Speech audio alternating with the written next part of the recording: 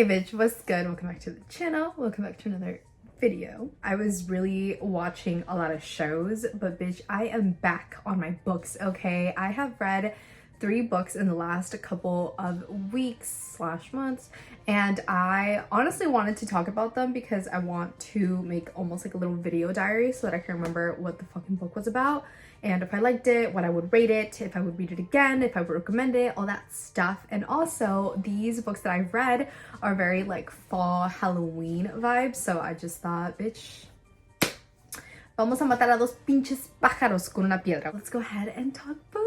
So the first book that I'm actually going to talk about, okay, and I'll put the picture of it somewhere on the screen. Haunted Halloween, a Mia Watson cruise ship cozy mystery. So I actually got this book, okay, on the Stuff Your Kindle days that were happening a couple months back. If you guys don't know what Stuff Your Kindle Day is, basically, if you have a Kindle, if you have just like the Kindle app on your phone, you can download a bunch of like free books from all sorts of different authors. There's like 3-4 days where you can literally download as many books as your Kindle will fucking fit, okay, aka Stuff Your Kindle, and bitch, you get them for free. It is so freaking cool. So this is the first one that I read from the Stuff Your Kindle. I really enjoyed it. I feel like this is one of those books that you can like sit down on Halloween day, like cozy up with, have a little drink on the side, and just really like enjoy the holiday festivities while like staying in, you know what I mean, and reading a cozy little book.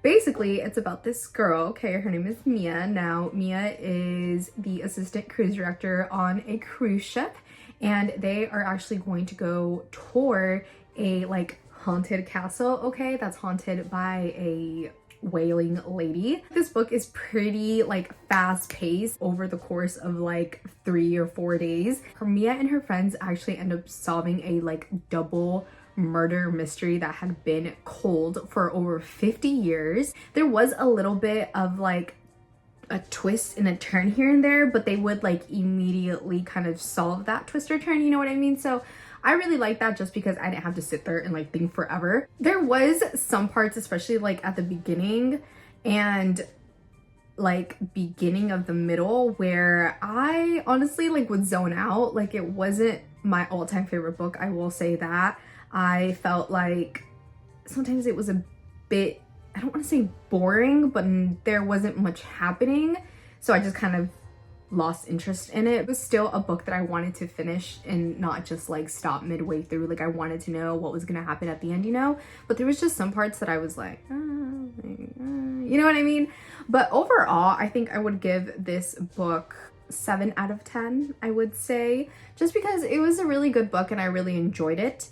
I would recommend it to anybody, like I said, that's just looking for like a quick read, something that you don't really have to think too much about. There is a little bit of a like little love story. I want to call it like a love story, but there is a little bit of a romance happening, and of course there's a very beautiful ending. So if you guys want to check it out, definitely do so. I think it was really, really good. I would not mind reading it again, like I said, especially like on Halloween day, just cozying up.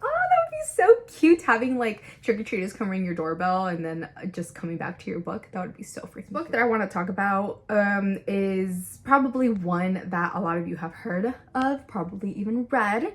That is Verity. Verity? No, Verity. Verity. Oh my god. A Colleen Hoover book. And now this is very, very different than Colleen Hoover's usual books. I've read a few of them, and this one was like no other one that I've read from her. Usually her books I feel like are very like lovey-dovey-y, you know what I mean? And this one, bitch, this was not, okay? There is like a mystery going along with this book, okay? There's a lot of deaths that have occurred that have been accidental, okay? That could or could not be accidental. I don't know. This lady, her name is Verity, she ends up being completely immobilized, pretty much like a vegetable, and her husband is taking care of her after 2 out of the 3 kids that they had passed away.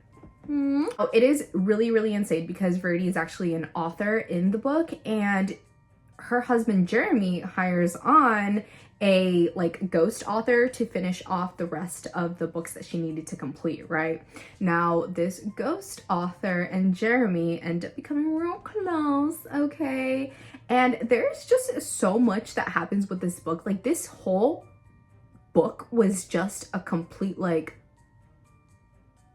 what the fuck is happening in this fucking book? Not because I was confused, but just because like what the fuck is happening in this like what the fuck is this, you know what I mean? It was really, really fucking good. Honestly, I enjoyed it so much. This was the first book that I read getting back into all these books, and I loved it. After reading it, I had to keep going. There was no way I could fucking stop, okay? It was too fucking good. This one I would definitely recommend for like, you know, the older audiences. Hands down my favorite Colleen Hoover book, and I know this is like the same for a lot of people once they read Verity. It's just really, really, really fucking good. Ending is just as confusing as the body of the book, okay? You guys just have to read it for yourselves to know what I'm talking about. And if you have read it, let me know down below what you think about the ending. But it is almost like a question ending. I don't know how to describe it, but you just get left with so many more questions than when you started reading the book. The next book that I'm going to talk about is one that I'm sure a lot of you guys have also heard of before.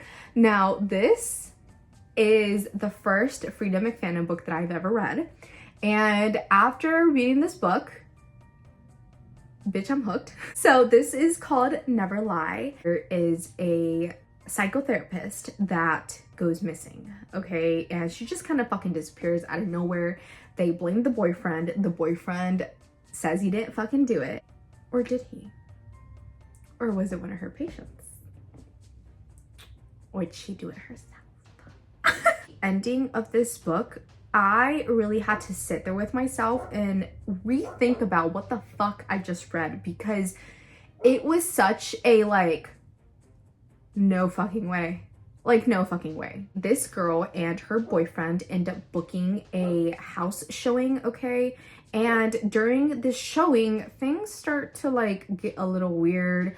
They may have a unwanted intruder in the house. Because this home did used to belong to this psychotherapist, there's a lot of hidden secrets, hidden rooms, hidden bodies in the house that not a lot of people know about. Now, the time span of this book is about like a weekend, maybe like 3-4 days. It's not very long at all, but it is definitely the craziest book I've read thus far. Well, this one and Stolen Tongues. Stolen Tongues, oh my gosh, The Silent Patient, those three, probably like my top 3 like creepy, like horror, mystery kind of books. They're really, really fucking good. Now, this isn't a book where there's like a mystery and like the police are trying to solve it. No, this is just like the couple trying to figure out what the hell happened in this house, because they seem to be running into a lot of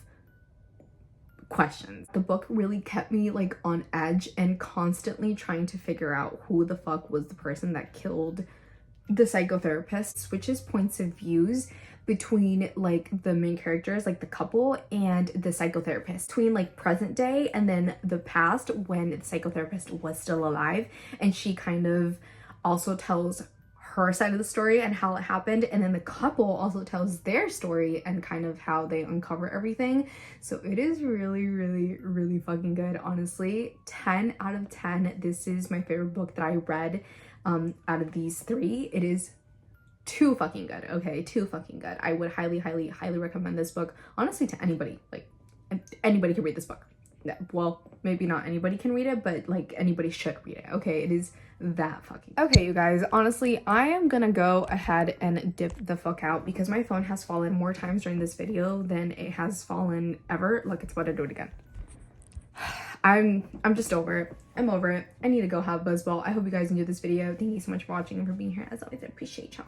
Will you ever begin to imagine? Let me know down below what books you think I should read next. Make sure you keep your head up, drink a buzzball, smoke some weed, pet your dog, eat, drink some water, and I'll see you guys very soon for another video.